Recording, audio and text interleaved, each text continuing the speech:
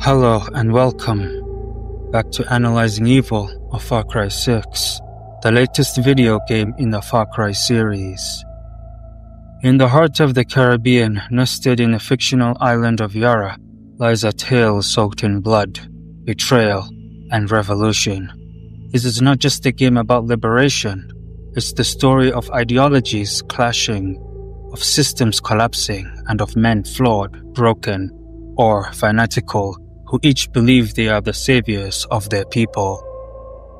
Today we are not simply analyzing a game, we are peeling back the ideological layers behind Far Cry 6, the rise and fall of Antón Castillo, the fractured rebellion of Libertad, and the shadowy manipulators of men like Juan Cortez and the CIA. This is the anatomy of control and resistance in post-colonial world. This is Analyzing Evil of Far Cry 6. To understand the context of the game, we need to take an in-depth look at how the story began. To understand Yara, we must look back to the gunfire before the chaos, back to when it was a Spanish colony. Like many Caribbean islands, Yara was ruled under the iron grip of European powers, exploited for its sugar, tobacco, and labor. Its people were fed dreams of freedom that was never meant to be fulfilled. In 1951, Yara declared independence. The colonialists were gone, but the scars of subjugation remained. Amid the instability of early nationhood, one man rose from the military elite, Gabriel Castillo. Gabriel, born in the 1910s in the rural farming province, was the son of a Spanish loyalist officer and a native Yarani woman. Raised with discipline and indoctrinated by colonial ideas, he was trained in European military academics. He returned to our fragile republic. His mind steered with doctrine and order. Charismatic yet ruthless, Gabriel climbed the military ranks during the chaos of post-independence governments. In 1957, Gabriel orchestrated a bloodless coup. The people, wary of the corruption and inflation, welcomed him as a stabilizing force, but stability came at a cost. Civil liberties were crushed. Political opponents disappeared. Gabriel believed in a purified Yara, led by those of noble heritage and strong will. His rule planted the seeds of tyranny that his son would later harvest. His personal life was not just as disciplined. Gabriel married Isabella Menendez, a stern woman from the conservative aristocratic family with old colonial ties. Together, they remained their only son, Antón Castillo, in a household steeped with authoritarian ideas, where weakness was punished and the legacy revered. Isabella, while not directly involved in politics, was a powerful figure behind closed doors, insisting the ideological purity and nurturing of Anton's belief that he was destined to rule. By the mid-60s, the nation boiled with discontent. Students, farmers, and laborers, and even some former military defectors began to organize in secret. Among was Sergio Ruiz, a charismatic philosophy professor who had studied Marxist theory and post-colonial liberation movements. He founded the Yara Revolutionary Front, YRF, in 1965. Operating from the jungles of El Este, the YRF was a radical front committed to overthrowing Gabriel Castillo. It stood for land redistribution, anti-imperialism, national autonomy, and worker-led councils. It was inspired by the revolutions in Cuba and Vietnam. The YRF attracted intellectuals, guerrillas, and even disillusioned former officers. In 1967, the final offensive toppled Gabriel's regime. The YRF installed a civilian council-led government, but the dream crumbled. Internal divisions between Marxist hardliners and democratic socialists, combined with external pressures, including covert destabilization by foreign interests, led to collapse. The YRF fractured. By the 1980s, it was no longer a political power. Some members were hunted by the returning Castillo loyalists. Others joined underground resistance group. In Far Cry 6, the Wire F is a faded myth. Veterans exist as shadowy mentors or advisors, men and women who once tasted revolution but were devoured by it. Their ideas echo in Libertad, but their legacy is largely lost. During the gameplay, their fate is tragically underscored by old leaders betrayed or killed, archives burned, and what was once a revolution turned into memory. Exiled as a child, Antón Castillo, son of Gabriel and Isabella Castillo, was shaped by trauma and vengeance. Raised by monarchist and loyalist sympathizers in exile, Antón was educated in Switzerland and later in the US, where he studied law and geopolitics. His mother, Isabella, ensured that even in exile, he understood his family's rightful place in Yara. She shielded him from outside influence, taught him that democracy was just a tool of the weak, reminded him daily of the betrayal of their family suffered. He internalized the belief that strength must always prevail. In the 1990s, amid the collapsing republic riddled with debt and cartel violence, Antón returned to Yara, quiet support from foreign investors, oil tycoons, and even factions within the CIA. He ran the campaign of nationalism and restoration. Once elected, Antón wasted no time. The press was silenced, the military expanded, surveillance deepened. His greatest innovation was Viviro, a cancer treatment harvested through genetically modified tobacco. Produced using slave labor in concentration camps, it brought billions in revenue. Antón's economic policy was simple: militarized capitalism with fascist oversight. Viviro funded his police state while selling the illusion of progress in the world. If Antón was the brain, Miguel Delgado was the fist. Once a childhood friend of Antón, Miguel rose through the ranks of Yara's intelligence service. He was fiercely loyal, having watched his own family executed during the 1967 revolution. Delgado ran the Viviro labor camps, orchestrated disappearances, and created a web of spies and informants throughout Yara. Cold, methodical, and utterly devoted to Castillo dynasty, Delgado believed that fear is more loyal friend than hope. His influence was vast. While Antón crafted speeches and media campaigns, Miguel ensured the dissenters never got to speak at all. As Antón's grip tightened, resistance ignited again. Libertad, led by Clara Garcia, emerged as the leading democratic front. Clara believed in education, civic power, and people's assemblies, but knew that force was necessary. She recruited Danny Rogers, a former conscript and reluctant rebel, to be Libertad's dagger. But Libertad was not alone. Danny navigates throughout splintered factions. La Moral, the radical youth movement, vengeance-driven, idealistic. Legion de Leon, order-obsessed, ex-military nationalists. Maximas Matanzas, artists turned revolutionaries using music and performance to awaken the soul of Yara. Each faction reflected a philosophy. The conflict wasn't just with Antón, but with each other. Unity was a lie. Survival required compromise or domination.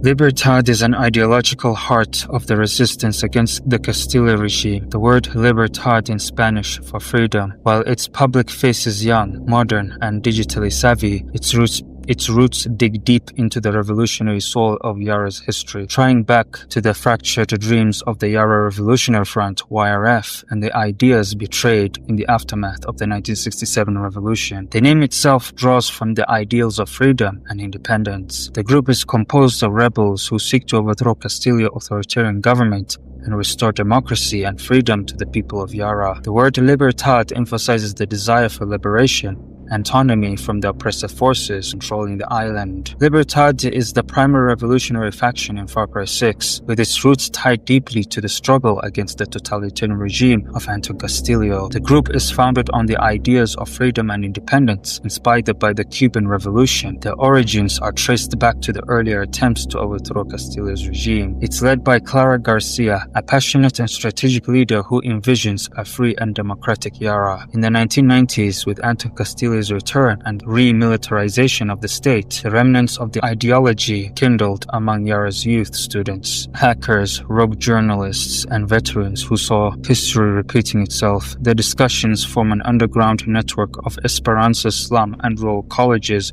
across El Este and Valle de Oro. Libertad's main goal is to liberate Yara from Antón Castillo dictatorship and return the island to its people, allowing the self-rule and democratic government. The vision of Yara is one where freedom of expression and individual rights are paramount. The group fights for a more inclusive society, rejecting Castillo's propaganda and totalitarian rule, which includes his manipulation of history and culture. However, Libertad's methods and tactics often bring them into conflict with the other factions, especially with their willingness to use extreme measures if necessary to achieve their goals. They are ready to engage in open warfare against Castillo's forces and employ all available resources, whether they are morally dubious or not. Clara Garcia, the leader of Libertad. Clara is a former political activist who witnessed the devastation caused by Castillo's regime. She is pragmatic, determined, and skilled strategist. Clara's loss fuels her desire to see Yara free, and her leadership style emphasizes action, albeit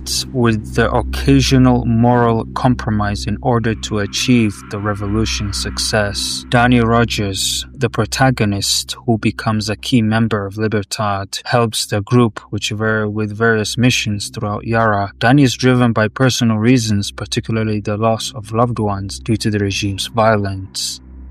Maximas Matanzas is a revolutionary musical group that plays a key role in the narrative of Far Cry 6. They are symbolic and cultural movement using music and art as a form of resistance against Antón Castillo's regime. The group is known for combining protest songs, rebellious anthems, and Yaran folklore into the form of resistance that is as powerful as any weapon. The name Maximas Matanzas roughly translates to maximum slaughters in English, reflecting the brand's rebellious and defiant attitude. The group uses its music to inspire the masses, spark uprisings, and fuel the spirit of resistance among the people of Yara. In the game, Maximas Matanzas is one of the important allies Danny Rogers can meet during their journey. The brand is led by Paulo and Lita, two passionate and talented musicians who have turned their art into a direct challenge to the regime. Maximas Matanzas believes that music has the power to incite revolution, spread awareness, and unite the oppressed people of Yara. The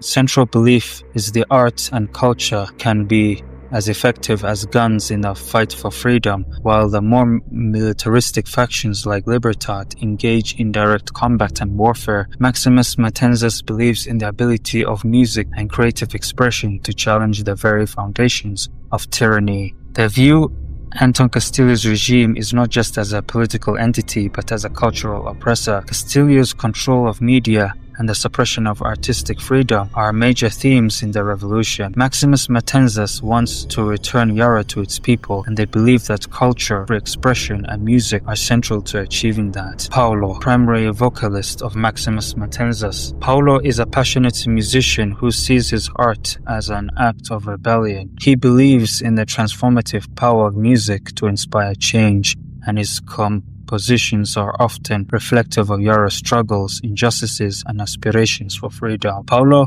has a strong sense of defiance and isn't afraid to speak truth to power, even if it puts him and his band in danger. Lita is another important member of the brand, a brilliant musician and composer who shares Paulo's vision of using music to inspire the people of Yara to rise. Her music is deeply rooted in the culture and history of Yara, making her a symbol of resistance to Castillo's cultural repression. Like Paulo, she believes the arts can be more powerful than any weapon in a revolution.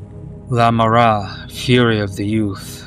Led by Yelena Morales, La Moral is fueled by trauma. Raised under dictatorship, the new generation knows only repression.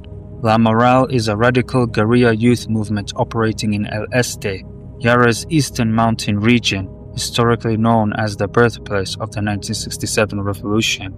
The name La Moral translates to the morality, but it's deeply ironic. The war isn't fought in the name of moral superiority, but in defense of survival, vengeance, and justice for a generation that grew up knowing only tyranny.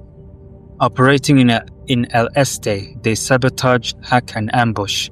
They reject compromises and dismiss Libertad's diplomacy. To them, freedom means annihilating all chains, even if it means burning it all. Their methods are brutal, their vision is radical, but their fire cannot be denied. La Moral was born in the shadows of schools turned into military indoctrination centers, in homes where parents whispered of freedom but were taken away in the night, and the streets policed by drones and tanks. Its founders were mostly disillusioned students, orphans, and regime victims, and underground hackers and saboteurs. They do not see themselves as inheritors of the 67 revolution like Libertad does not see themselves as its correction. While Libertad seeks to re-establish a system of governance, La Moral seeks to destroy all structures of oppression, believing reform is impossible under systems built on rot. Yelena Morales, the fierce leader of La Moral, she is the moral core of the group. Ironically, her motivations are personal and political. Having lost her family to the regime, she channels her grief into absolute resistance. Unlike Clara Garcia, Yelena doesn't want to be a political leader. She wants the people to lead themselves.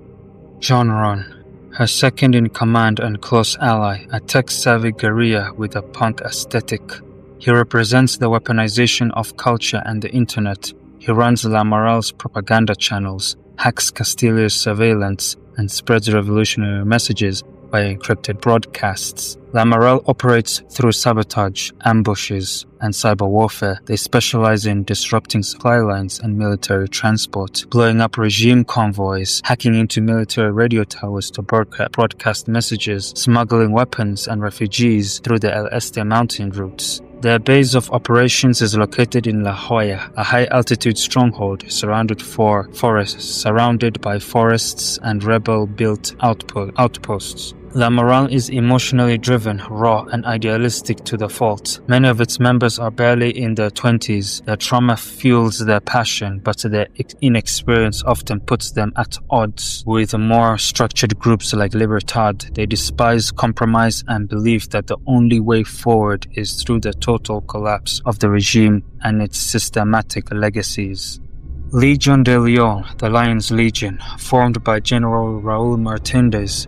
These ex-soldiers are hardliners who view Anton's fall as a proof of his weakness. Legion de Leon, or the Lion's Legion, is an ideological opposite of La Moral. While La Moral represents chaos and passionate rebellion, the legions represent order through strength. They are a breakaway faction of former regime soldiers, mercenaries, and nationalists, disillusioned with Castillo's corruption, but not with his ideas of national unity and militarized discipline. Their version is one of permanent martial rule based on Sierra Perdida. They enforce laws through terror, build paramilitary schools, and cleanse villages of dissent. The Legion sees itself as a true guardian of Yara's strength. Their motto is rooted in a corrupted version of military honor, Yara above all. General Martínez, though unseen in most of the game, his legacy defines the Legion. After his disappearance, the Legion splinters into cells led by comrades. The ideology is militarist nationalism, with the focus on restoring true Yaran pride through order, unity, and strength, not democracy. Captain Aguro, one of the Legion's regional leaders, Aguro treats civilians with a cold sense of calculated respect. He offers protection in exchange for loyalty. He executes dissidents with military precision and sees rebels like Libertad and La Moral as domestic terrorists. The Legion controls old military fonts and arms caches hidden in the hills of Sierra Perdida and the rugged countryside of Valle de Oro. While not officially aligned with Castillo, they often clash with the Libertad due to shared territorial control. Their tactics include ambushes on both regime and rebel targets, recruitment of local through coercion and promise of protection, control on roads, enforcing military law where Castillo government cannot reach.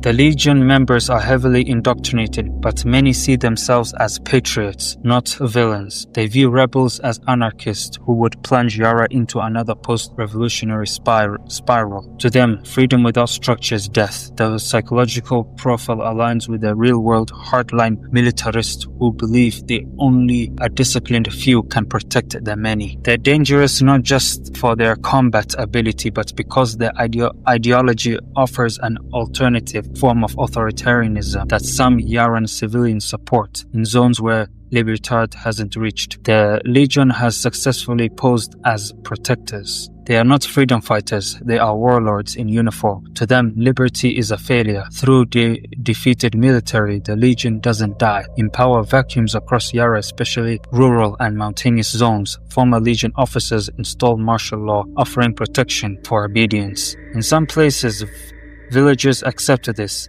With Libertad overstretched, La Morale fractured, the Legion rises again, rebranded as Guardians of Order. Danny must make difficult choices: suppress them violently, risk civilian backlash, or integrate them into the National Guard, and a conventional move that Clara opposes. Juan Cortez is both a mentor and a manipulator. Once CIA, now rogue, he sees war as a business. He's one of the most complex and morally ambiguous characters in Far Cry 6. A former CIA operative, revolutionary tactician, and master of guerrilla warfare, Juan isn't motivated by ideology or idealism, but the control, legacy, and chaos management. Juan was once embedded in Yara under the guise of foreign aid. In reality, he was tasked with destabilizing the region during earlier uprisings. He trained rebels, sold arms, or orchestrated sabotage operations and eliminated political figures whose existence threatened U.S. strategic interests. When the CIA pulled out, Juan stayed behind not because of loyalty to Yara, but because he saw an opportunity. A failed state is a playground for power brokers. He views the revolution not as a sacred act of liberation, but as a cycle of necessary bloodshed. He helps Clara and Danny not because he believes in Libertad, but because Antón Castillo's grip on the country was too strong to allow any other players to move. He supports Libertad until it wins. Then he destabilizes it, sells Viviro secrets, arms the Legion, and works behind Clara's back. He believes control is better than freedom. His betrayal isn't personal, it's strategic, because in chaos, he thrives. The CIA operating covertly in Yara for decades embodies the silent empire. They supported Gabriel, watched Antón, and even aided the YRF when it suited them. Their goal is instability with access. By ensuring no faction ever consolidates power, they maintain control over Yara's resources and geopolitical position. From death squads in Latin America to coups in Africa, they mirrors real-world US interventionism. Yara is fictional. The playbook is not. A land divided. Geographical locations of Yara. Esperanza, the capital and beating heart of Antón's regime. Esperanza represents authoritarian grandeur. Towering monuments, iron-fisted order, and suffocating military presence define its aesthetic. It's a symbol of fascist strength and illusionary unity. El Este, lush, green, and rugged, El Este is a jungle cradle of rebellion. It's home to the guerrilla history and a sanctuary for those who refuse subjugation. The dense forest and mountainous terrain represents resistance, survival, and isolation. Valle de Oro, a place of color and chaos. This is Yara's cultural soul, now devastated. Music, arts, and rebellion blend in a cacophony of defiance. The region reflects identity under siege and the battle between expression and oppression. Sierra Perdida, rugged and conservative. Sierra Perdida is where order becomes fantasy. It's dominated by military outposts and nationalist indoctrination, a place where tradition is turned into totalitarianism. Each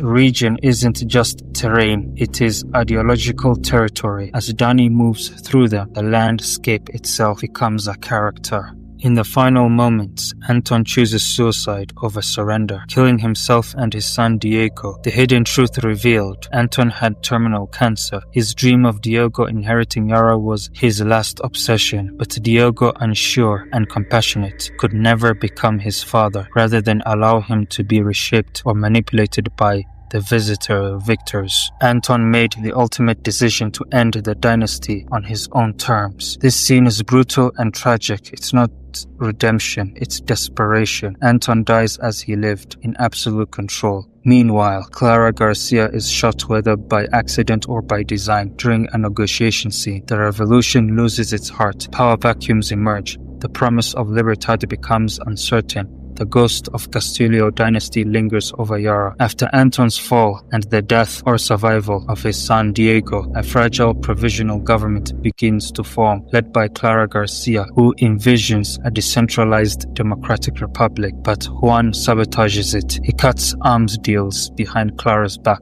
He sells military secrets to former legion commanders looking to revive their own authoritarian rule, and most shockingly, he leaks Viviro production methods to a third party, potentially a private pharmaceutical conglomerate with ties to rogue CIA agents. Why? Because Juan believes that Yara cannot govern itself. He's seen the cycle of revolution fail too many times.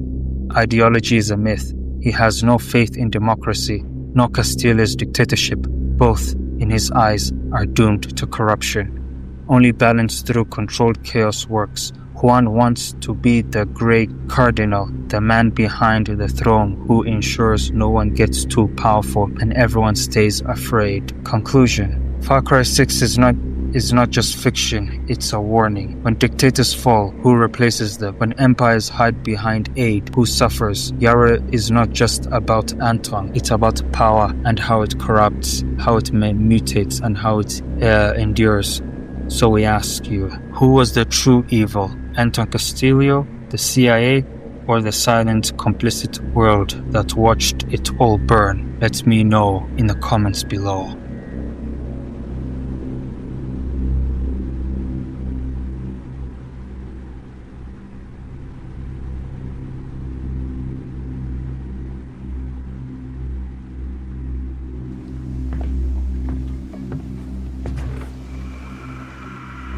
Libertad thanks you for your support, and I come bearing good news.